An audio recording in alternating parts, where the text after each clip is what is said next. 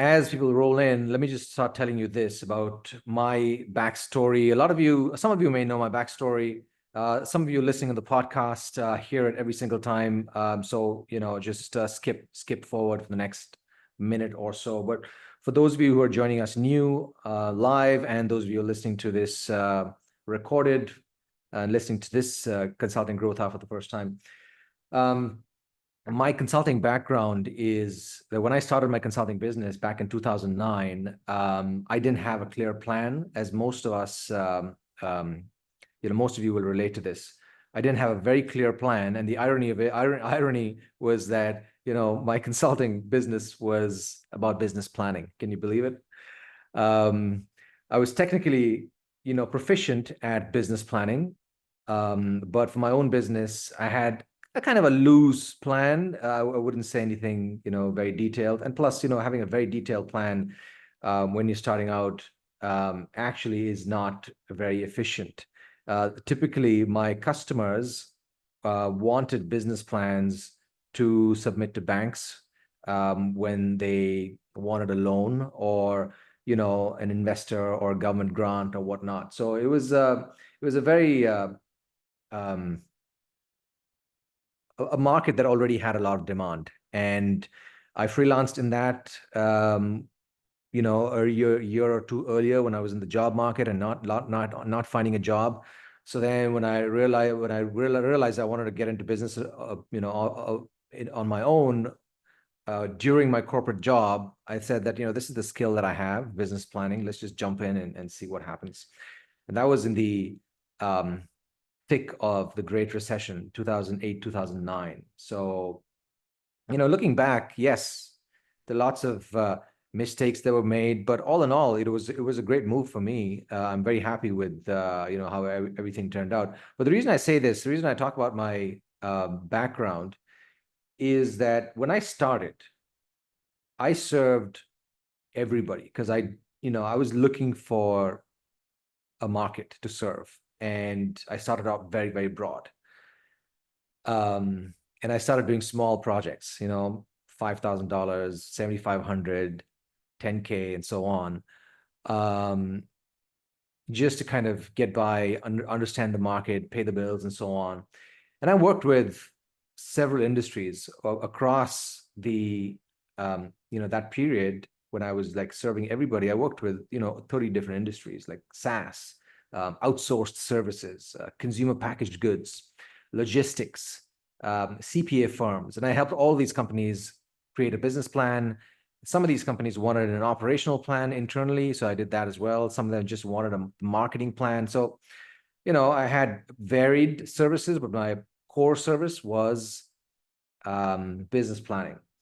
So logistics companies, CPA firms, creative services, not-for-profits, recruiting firms, sports management companies, provincial governments, economic development corporations that were a part of the city government, municipal government. So I've knocked on a lot of doors trying to find which market was right for me, because I knew that, in order to kind of, move faster, I needed to settle down on a space that I could call my own. Because what happens when you do multiple engagements with multiple markets is that you're jumping from one thing to the next. Your frameworks are different. There is a learning curve if you're starting with a new industry or market segment, and some buyers would not take you seriously because they thought their market was different, and so on.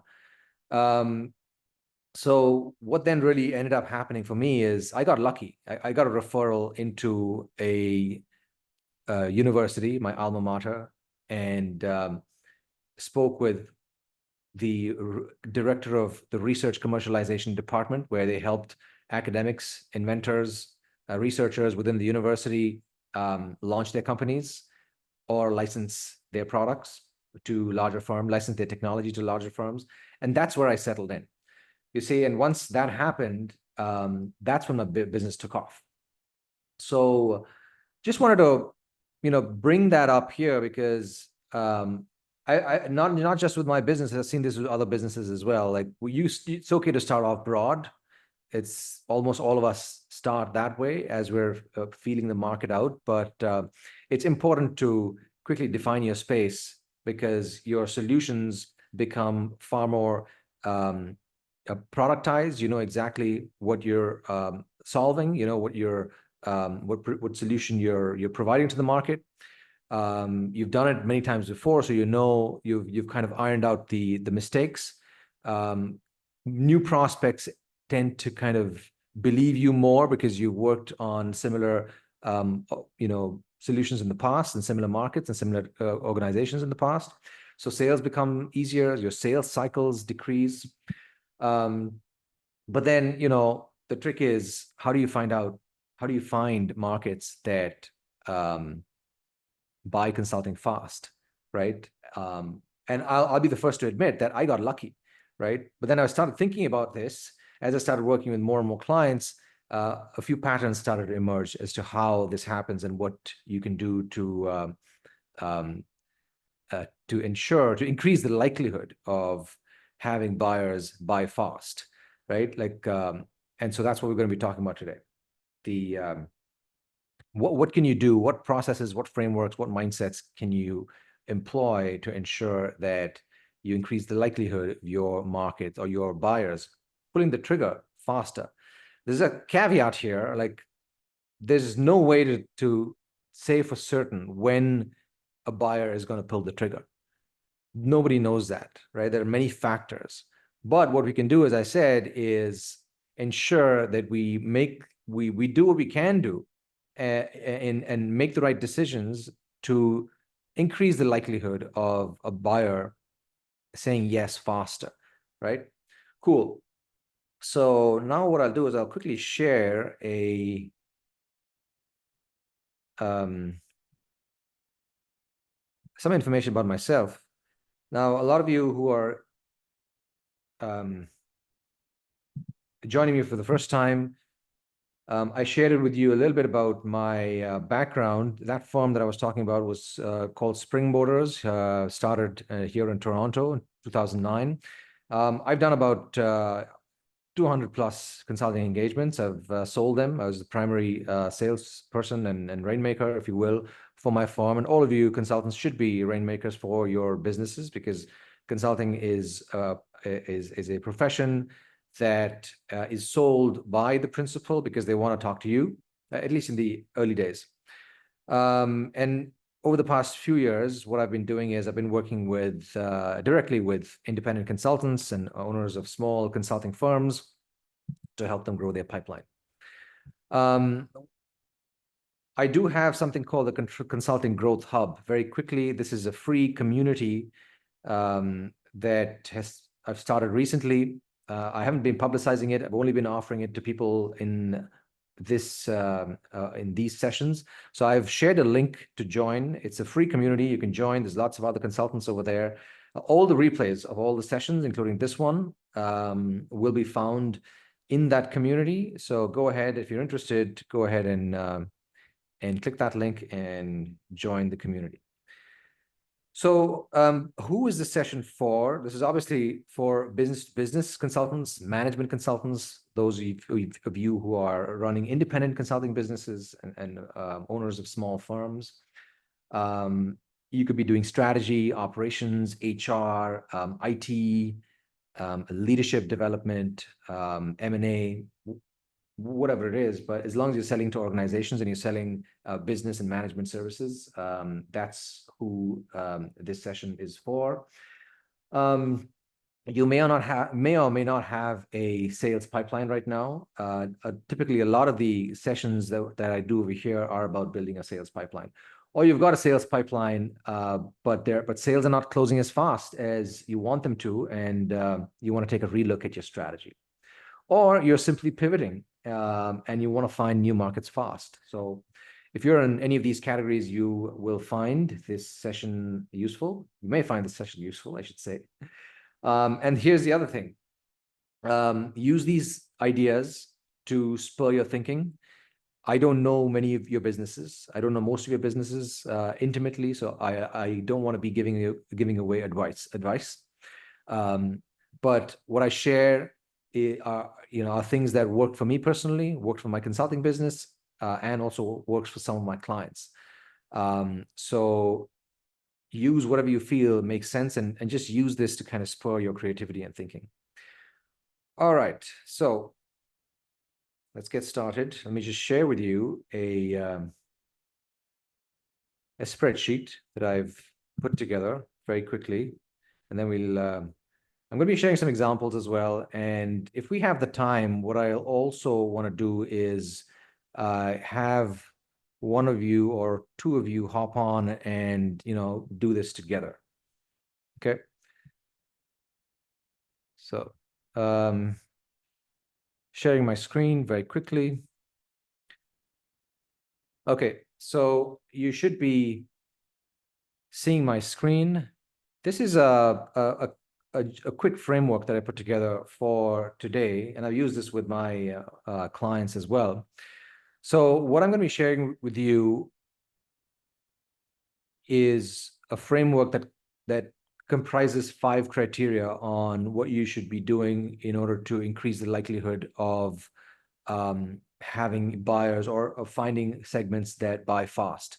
On the left-hand side here, you'll see markets that you've got results for. So the first thing you want to do is list out in the left column, and you can either take notes, or all the stuff is going to be available in that platform. The replay will be available, so I'd rather you kind of just pay attention, and then I'll show you some examples as well. So what you want to do is first put together a list of markets that you have gotten results for. Now, if you've attended these sessions before, Consulting Growth Hour, we meet twice a month. I've done a session on how to pick markets and how to think about target markets, right? You can think about it in terms of verticals, which is industry focused. You can also think about them in terms of, industry agnostic or horizontal, where, you focus on a certain size of type of business or type of organization, let's say small businesses. For example, HR consultants, leadership consultants, a lot of these folks that have, that can translate their functional expertise into many businesses. They don't necessarily focus on a specific vertical. They focus on a size of business, for example, you see, and they're across industries. But I don't want to get into too much of detail into how to target and how to segment, because that in itself is a session, and I've done a session on that before. So if you're interested in thinking about how to segment a market and how to think about choosing a target market, go to the Consulting Growth Hub, session 22, The Art of Specialization. It's all in there. Okay, that's session 22 in the Consulting Growth Hub in the classroom section. So some of you may be thinking, okay, what if I haven't gotten results for that market yet? Do I still put it in there? Yes, you could. You can still get land clients in completely new markets. But as I mentioned earlier on, if you sell to buyers in the market that you've already gotten results in, the likelihood of them believing you and the likelihood of them trusting you and saying yes increases. So the first thing you want to do in this exercise is think about who you have served before and who you've gotten results for. In this exercise, I've picked 3 random markets: warehousing companies, wealth management providers, and home renovation service companies. These are potential markets who you would sell to. Like, for example, if you're a leadership consultant, one of your markets could be warehousing companies, because you've done well in those types of markets. It could be wealth management providers if you've done well there. And of course, these are examples. And again, the examples that I've chosen are verticals, industry verticals. Your markets may not necessarily need to be industry verticals. It doesn't apply to everyone, okay? But this is just for example purposes only. So that's what you want to do first, right? Think about where you've got results fast.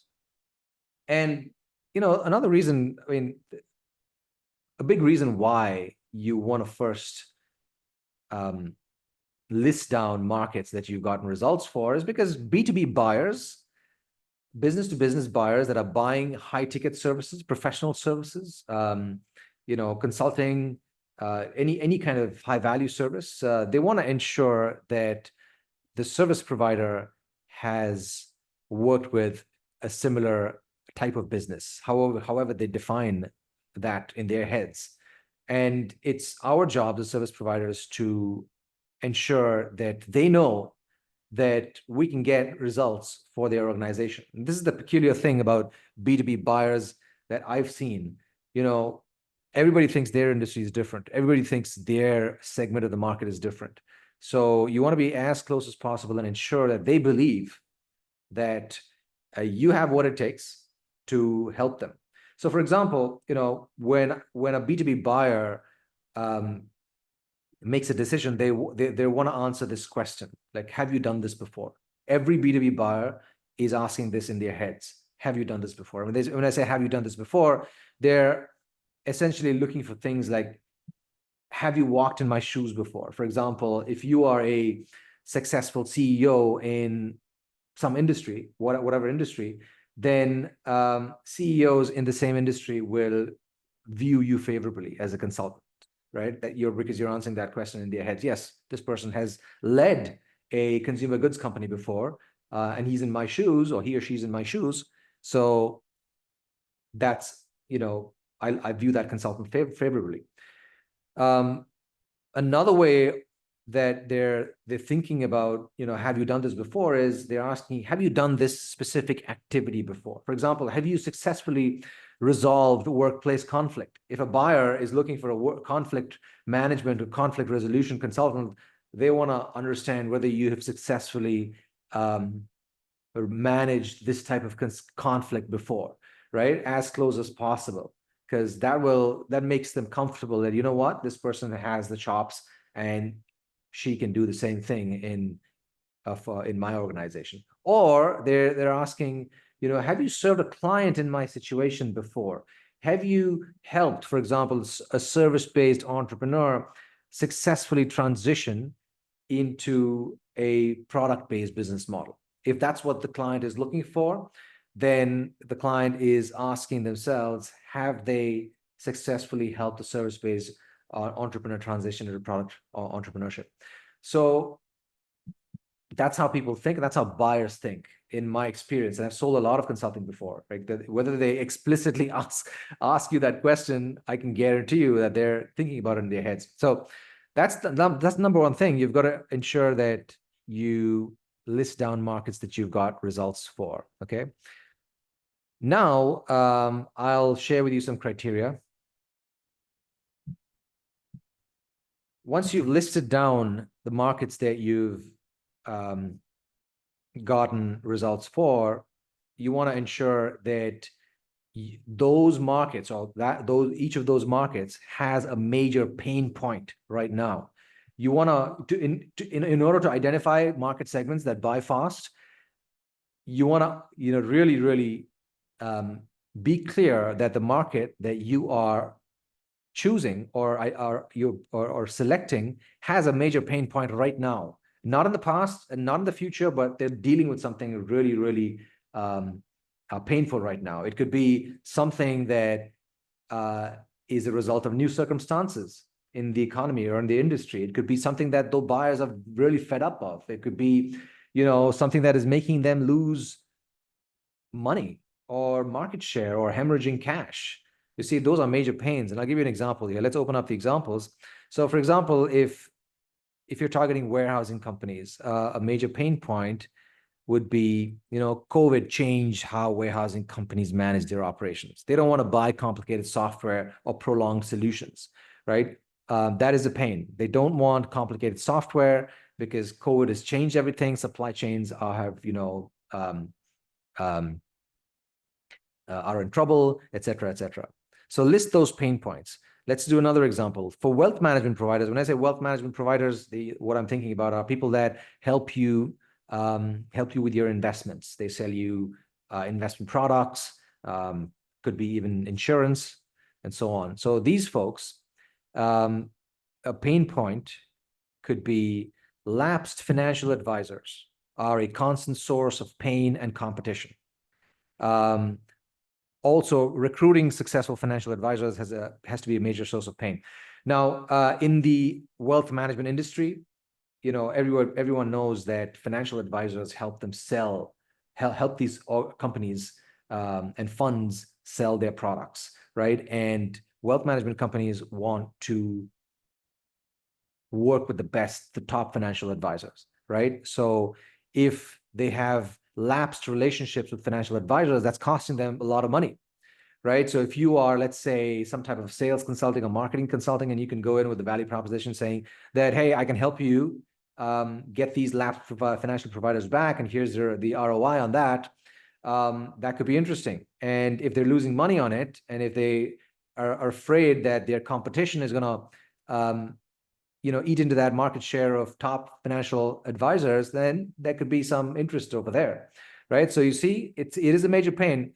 And the more you know your market, the more you know your the buyer that you serve and you've listed on the left-hand side, the better your identification of pain points will be, because you'll know that market intimately, right? And you may know people in that market. You can even do some market research.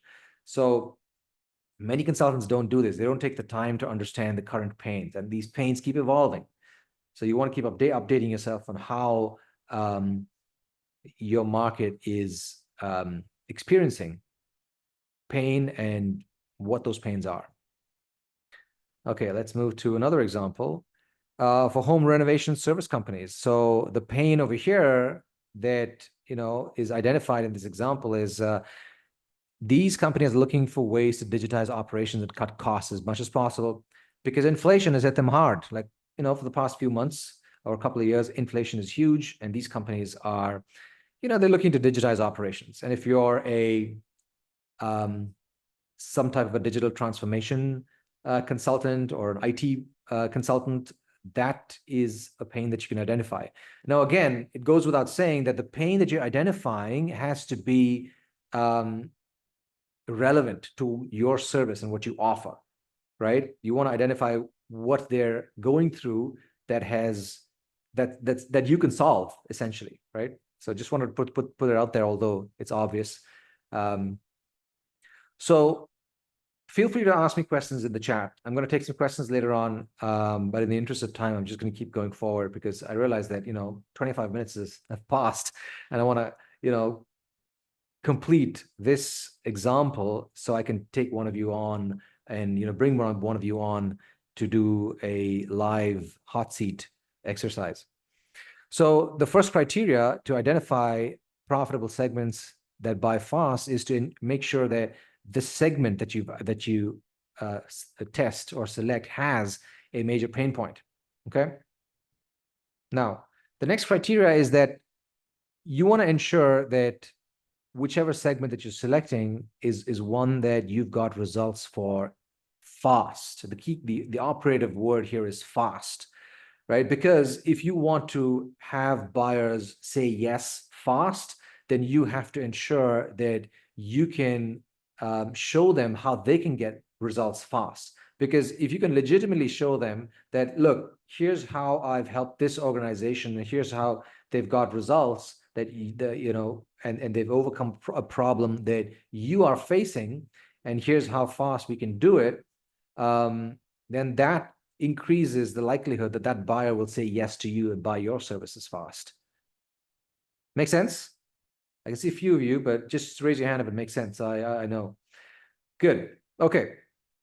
So quick example. So for the warehousing company, for the warehousing market rather, if you're a project management consultant, you created a custom project management solution and methodology to manage demand for inventory in under 4 months, and you freed up cash flow and resources fast. So if you've done that, if you've helped a warehouse company free up cash flow and resources, that's something that you can talk about when you meet with a prospect, or you can talk about in your marketing collateral, and you can legitimately show them that, look, this is what we've done for another company just like you, right? And this is something that, if you can do it, this is something we can do. We can do for you.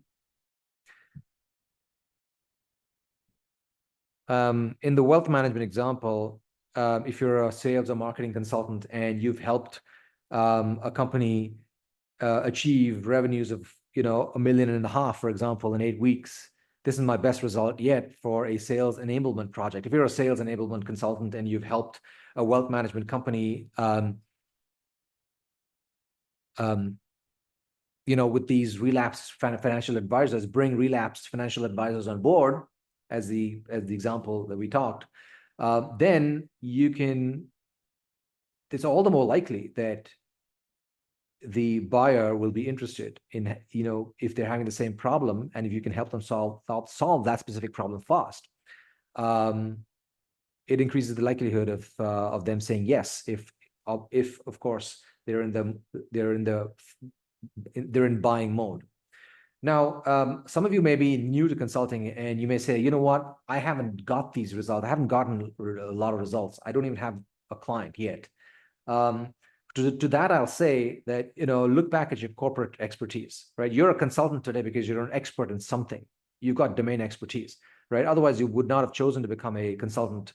So look back at your corporate life and think about projects that you've done where you've got certain results, right? You can very legitimately talk about that, obviously without, disclosing anything confidential. But clients are simply interested in, have you got this result before? Have you got it fast enough? And so on. So don't restrict yourself, even if you're a new consultant, right? So home renovation, right? So here, sometimes in this exercise, you may think that, I haven't got results fast for this segment. This takes time, right? These projects can be long, and this could take 8 months to a year to complete. Now, in those cases, right, it's okay to list those down and, know that those segments could be hard to close fast. You see, because if you're not going to offer them something that you can do for them fast and solve their problem right now, not the entire problem, even a sliver of the problem. Like if you could do an assessment or an audit like a consultant and give them, in 30 days, some kind of an insight or result, that also is a result. It's a valuable result, right? Some of you may be thinking that I'm a strategic planning consultant, or I'm a procurement consultant. It takes me like 8 months, or a supply chain consultant. It's okay if it takes you 8 months, but what can you do for them in 30 days that is still a result? What can you offer them in 30 days that is an insight or some kind of a result of an assessment or an audit that the insights for which they didn't have before? That's how you should be thinking about results fast. And of course, the more insightful that result is, the more valuable that result is, it's going to increase the likelihood of them being interested. Now, how do you create an offer like that? Again, that's beyond the scope of what we're doing today. I have done sessions on creating offers before. So if you're interested, go ahead and check it out in the recording section of Consulting Growth Hub. So let's move on to another criteria. So the next thing you want to see is that for each of those segments that you're evaluating, do they have an advisory budget? Do they have a budget for consulting? Now, this one's a tough one, folks. For a lot of the times, you just don't know if they've got a budget or not, and they won't even tell you, right? So you've got to you got to do a little bit of research. You got to take your best guess. Here's how I do this when I'm faced with this question. So let's look at the warehousing market example. So these are larger companies, and they use Big Four consultants for major implementations. Like for example, technology implementations, warehousing companies, they need supply chain software and so on. And you would know that they bring in consultants to implement large tech software and so on. So they do spend on consulting. It's unclear of whether or not they would spend on your type of consulting, but they do hire consultants. So that itself, that at least is a point to note, right? So you can say that, yeah, they may be open to hiring outside advisors to fill in expertise gaps, right? And even within industries and within markets, there may be differences within companies. Some companies have a culture of not hiring consultants and doing it DIY, right? In those cases, it's that's tough luck. You've either got to be patient or move on to another prospect. But you want to ensure that as much as possible, that that the market that you are evaluating has an advisory budget. Okay, so when wealth management providers, it could be most likely true, right? Like you don't have the answer, but you could come to some kind of a guesstimate. It's most likely true. Wealth management companies are sitting on piles of money and have a constant need to keep advisors selling for them as opposed to their competition, right? So if you can show them that there is a solution for them that can help them solve their major pain, then companies will, even if they don't have a budget, they will find the money for you. Especially companies in the financial services sector, they got piles of money, and even if they don't, they'll just find the money. But the timing has to be right, the value proposition has to be right, and so on. But what I'm trying to say here is that you may not have the exact answer of whether or not that market, companies in that market, has an advisory budget, but you can kind of come to some kind of a best guess answer, and you can do some research and talk to people in the industry that to find out. And some segments that you evaluate may not have a budget. So and again, even if they don't have a budget, they don't budget for consulting. But if there's a strong enough value proposition that solves a major pain fast, then people will sit up and notice. So you see what I'm going with this here is that, like I say, in most of my sessions, you need to have a solid value proposition and an offering that buyers can sit up and take notice of. And, as long as they're in buying mode and the timing is right, there's nothing stopping them from buying. Sometimes, even when you have a great offering, and you can show them that they buy fast, that they can get results fast, they'll still say no to you because they probably have another vendor, they're working with another consultant, or they've hired somebody full time. In those cases, they're simply not in buying mode at that time. But if you find a prospect that is interested and who just says yes, but not now, that's someone that is worth following up with and keep in touch with. Okay, so the next criteria is known buying triggers. Now, this is one of my favorite ones, and a lot of marketers don't do it. So a buying trigger is nothing but a signal that a buyer gives you that they're ready to buy, that they may be looking for proposals, or they may be interested and they're kind of prioritizing solving that problem that you know how to solve. I've done a session on buying triggers as well. This is a big subject. I've touched on it. So if you want to know about buying triggers and how you can kind of identify those buying triggers, go to session 19. Go to the replay of session 19 in the community, and you can check it out. So, but I'll do a couple of examples here. So for warehousing companies, a buying trigger could be a decline and shortfall in sales. Like if you've got that information, if it's a public company, that that information can be sought in reports and so on. So if you feel that one of the companies or a few companies in the industry has a decline in sales, and that's relevant for you, let's say you're a sales enablement consultant, then you can kind of guess that maybe this is the right time to approach this organization, because they may be thinking about that. They may be thinking about, okay, how do I get my sales up? What are my options here?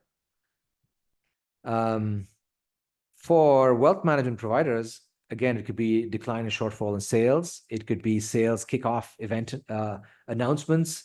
And depending on what type of consulting you do, your buying triggers could be different. Sometimes even hiring could be a trigger. If a company is hiring, that means that, if you're, let's say, HR consultant or some kind of a consultant that helps onboard new employees or something like that, it could be a trigger event for your services.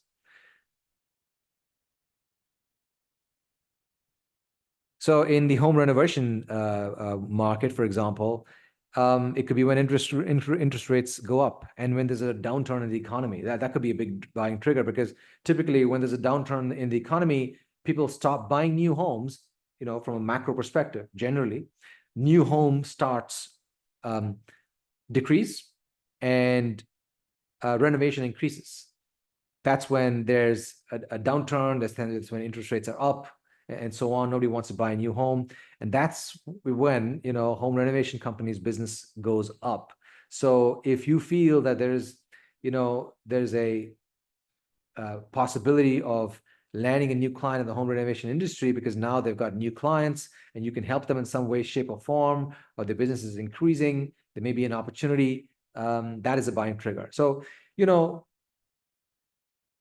buying comes down to timing, right? As I've been saying on multiple occasions today. If the timing is right, then buyers will pull the trigger. And we don't control that as sellers, right? But if you know your market well enough and you can kind of tell that, these are my main buying triggers. And here's when I should start approaching a prospect because something has happened that now tells me that this may be the right time and this organization may be in buying mode. Then you'll increase the likelihood of finding organizations or buyers that buy fast, right? That's the purpose of this entire exercise, right? If you want to find buyers that say yes fast, then you've got to understand what their buying triggers and signals are. A very common buying trigger that I find is applicable across the board, for many industries, is when a new executive joins a position.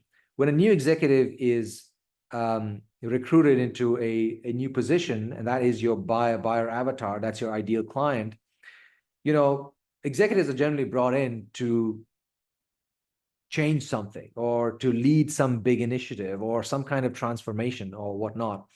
And typically those executives, when they start out, they'll start building their vendor team and building their team to execute that initiative or to plan and execute that initiative. And that is often a buying trigger. Now, tell me in the chat if you've experienced this as a consultant. Have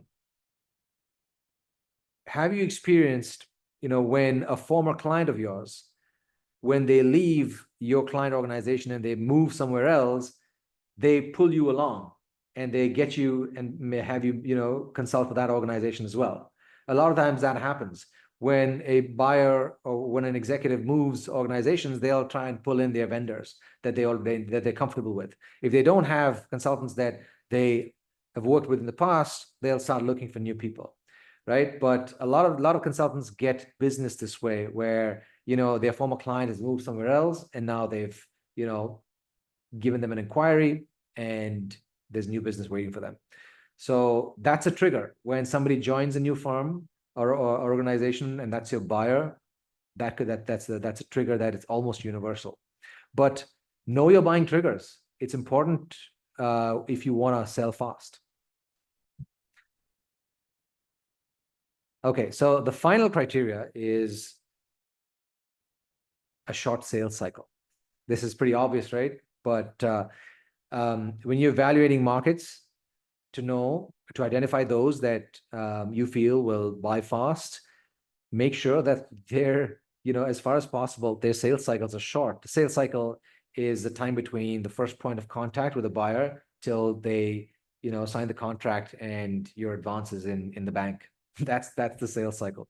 The shorter that period is, the better it is for you, and the more likely it is that they will sign fast. They will give you business fast.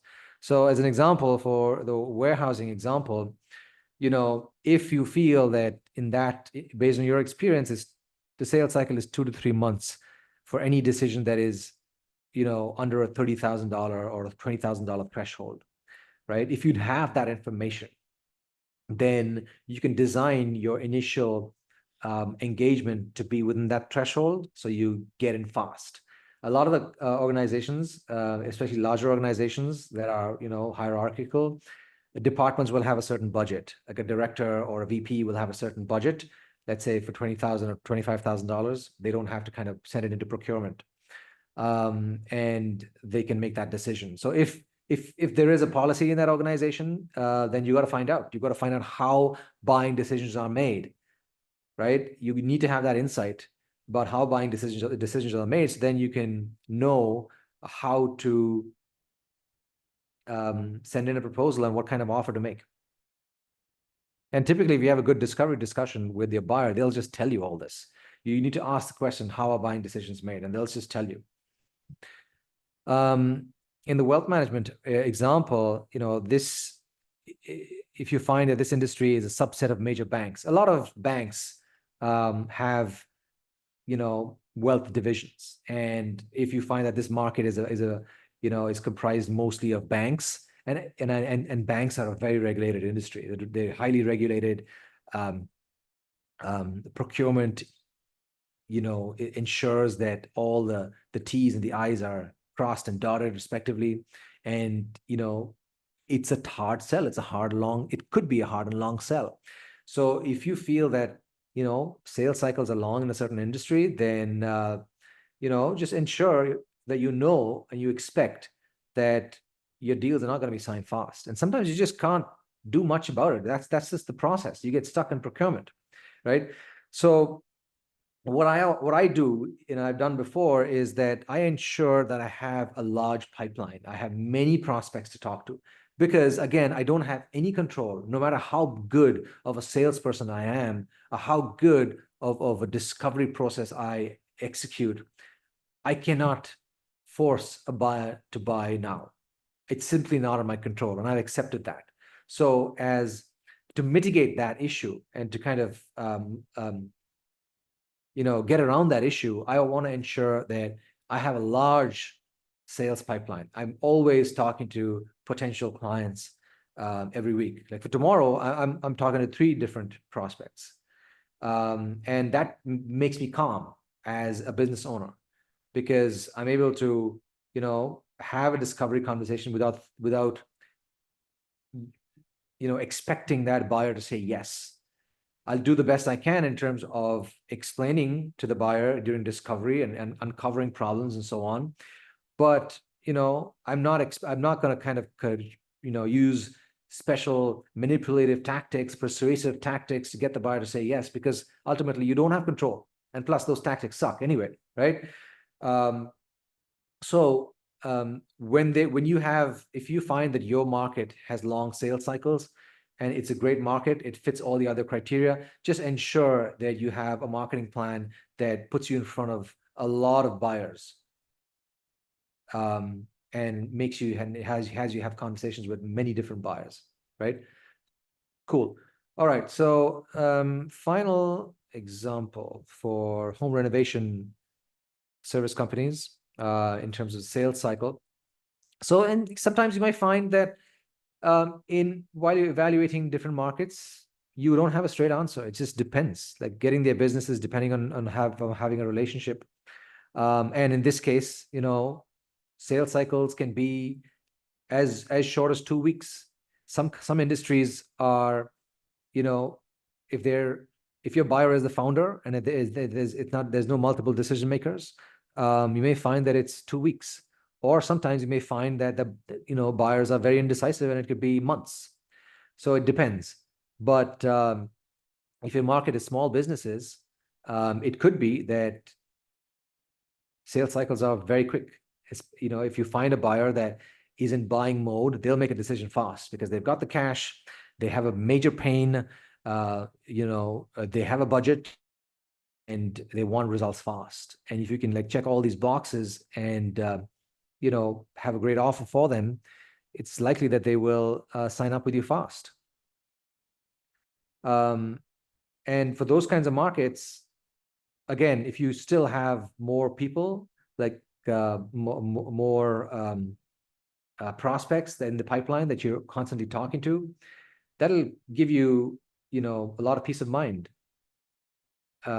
because you know that sooner or later someone is going to sign up. All right, so I'm going to share this document in when I post the recording. So if you're listening to the recording, just look underneath the video and you'll find this document. If you're live on this call, just wait a couple of days and you'll see this recording posted. I'm going to look at the chat for questions. And since we've got 10 minutes, I'm also going to say that, if one of you wants to come on right now and do this exercise with me, we'll do it for 10 minutes. This is a risk-free environment, right? And it's free coaching. So we'll take your example, your situation. You don't have to share any confidential information, but do the exercise, because once you do it now, you'll have a feel for it and you can do it on your own for other markets. All right, so Muna or Mauna, how do you pronounce your name? Why don't you come on? Just unmute and... Hi, Fahim. Hi. So my name is Muna. Muna, okay, great to meet you. Thank you. Nice to meet you too. So very quickly, tell me about your business and who your market is. So actually, No, sorry, not your market, but what business do you do? What business you do and who you serve? So I'm operating in hospitality consultancy.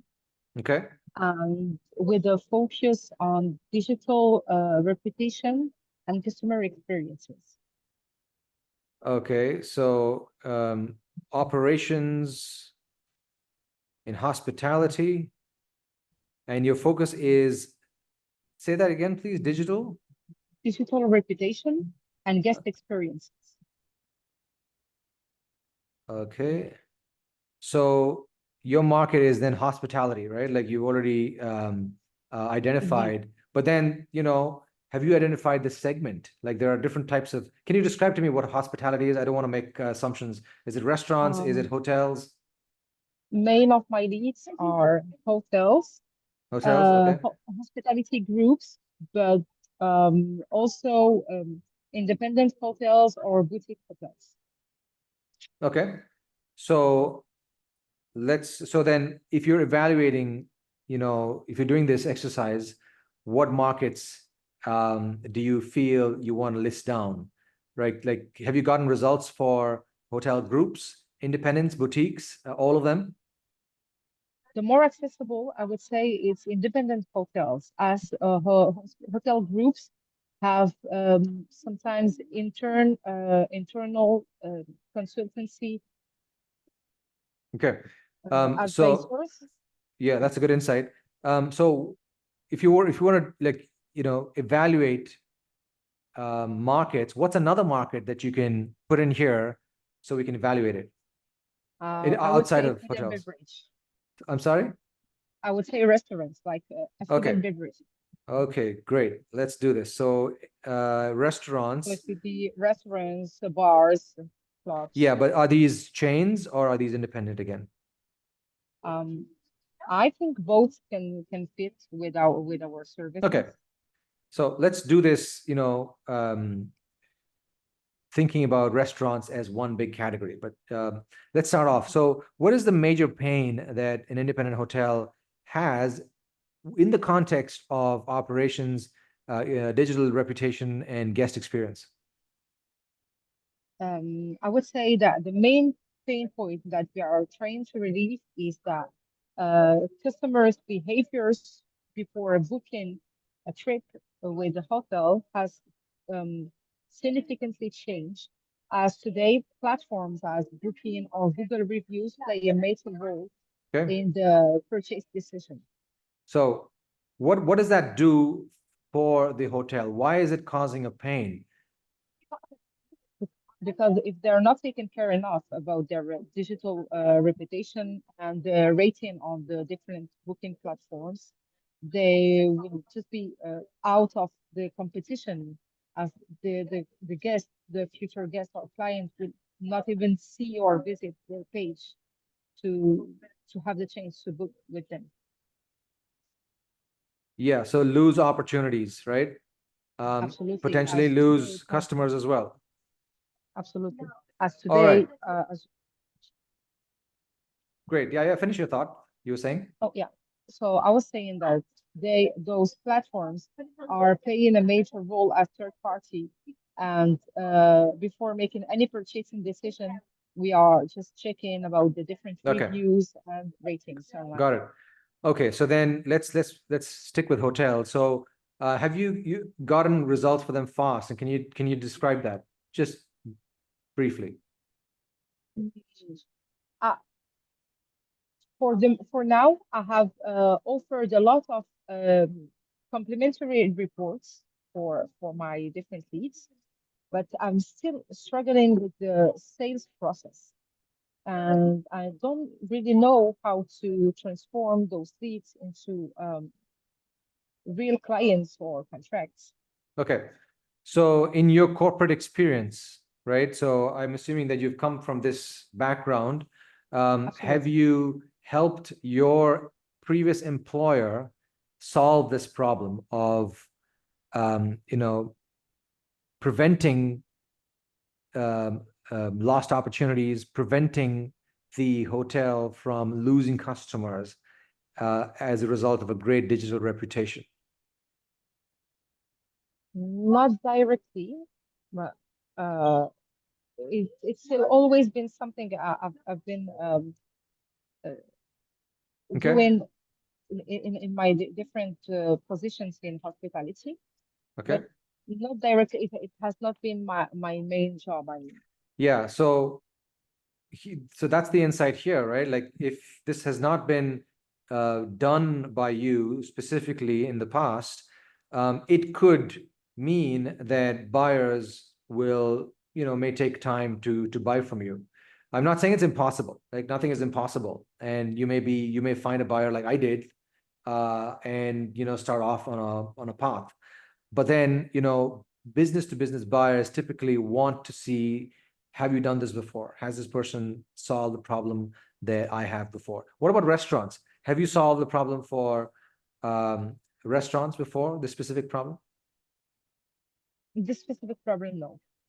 Yeah. So then, again, like I don't know too much about your business, too much about your background, but um, what I would do is think about what specific problems I've solved, and then create a business around that. Because at the end of the day, we're all experts, and to show the potential buyers that we are experts, we need to talk to them about how we solve a problem that they are having today. But anyway, let's continue this exercise. It doesn't mean that you're not going to land any clients.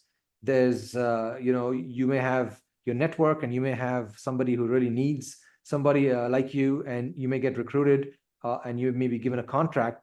But all I'm saying is that given the framework that I've showed you over here, and based on my experience and observation, the consultants that have solved specific problems in the past are more likely to get a yes fast. But let's just complete the exercise. So independent hotels, do they have an advisory budget, or do you know? Um, I assume it's only assumption, but most of the time they have a good budget for that, as it's a common issue in the industry Okay, to be able to have the the right ranking in the competitive landscape. got it. Good. But I'm So not sure about what type of or range of budget is allowed to this. Got it. operation. Yeah. So then, for those types of situations, maybe you want to do some research, talk to more people. The more insights and information you get about your market, it's only going to help you in the future. What about this? What about your buying triggers? When do hotels sit up and say, you know what, we're losing customers because people are thrashing us online? When do they decide to sit up and fix this problem? I would say that the main trigger is when there is a new establishment arriving in the same landscape, or a bigger hotel group that will make those hotels say, okay, maybe we need to fix our operations, or to fix the way we are treating our customers. As when they have a sufficient occupancy during the year, they're just saying, we are making enough money, so we don't need, particularly at this moment, to change our Oh, operations. so when occupancy is low, could you say? And when there is new arrivals in the competitive landscape. Okay. And new competitors. Okay. Okay. So that's that's a good trigger, but then you'll have to find out. See, that's the thing. Like you need to, when occupancy is low, is a very good trigger, but how would you know when occupancy is low? Is there a way? I don't know the industry, but is there a way to know when specific hotels occupancy is low? That would be a very good insight as a salesperson, because then you would know that, okay, this hotel's occupancy is low. Now's the time I can go talk to the GM and do something about it. What about the sales cycle? How long does it take typically to land a consulting engagement? And what is the buying process? When talking to the right decision makers, uh, I think the process can be quite short, as going from 1 to 2 months. But we can be struggling with reaching to the right person, to the right decision maker. Okay. That's what can take Why is it time. hard to reach the right decision maker? If they have a major pain point and if their occupancy is low and if new competitors are coming up and people are thrashing them online, that's a major pain. So why is it still difficult to reach the decision maker, you think?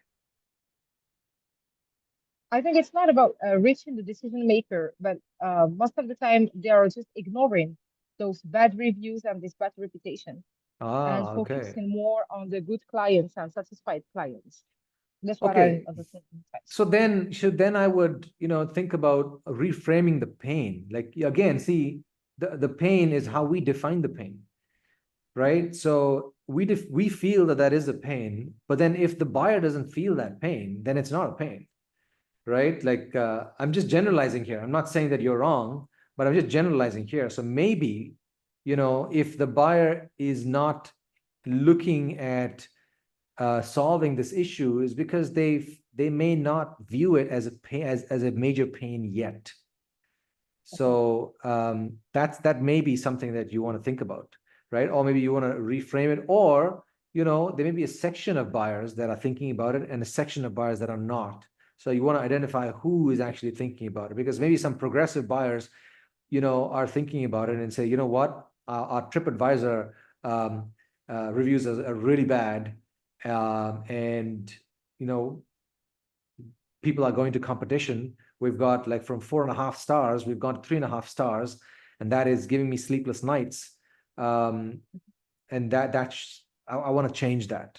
So you want to find buyers who are like that. And if the majority of people are not like that in the industry, first of all, I don't know why they should care about their digital reputation.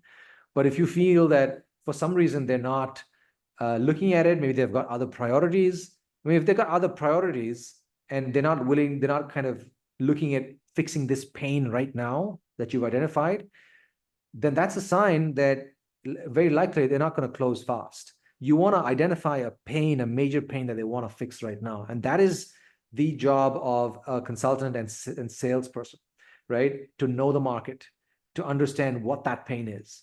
And you get this information, you get this insight through gathering information, through talking to potential buyers, through talking to peers, through, understanding and researching through secondary sources, and figuring out what that pain is.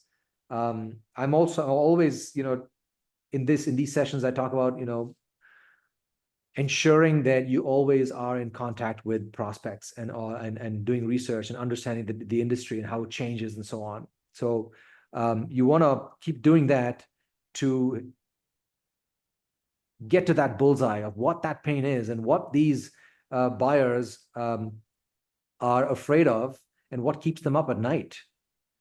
That's when you will you'll have something that you can offer. You have something you can create an offer around, and you can sell. But Muna, this has been great. I would advise you to use this process and complete the same thing for restaurants. But thanks for coming on. It's been very nice, and you raised your hand and you came on. But for the rest of you, check out the replay. I've also added the link to the hub, and join if you feel that that's something that will give you value. And I'll see you on the inside.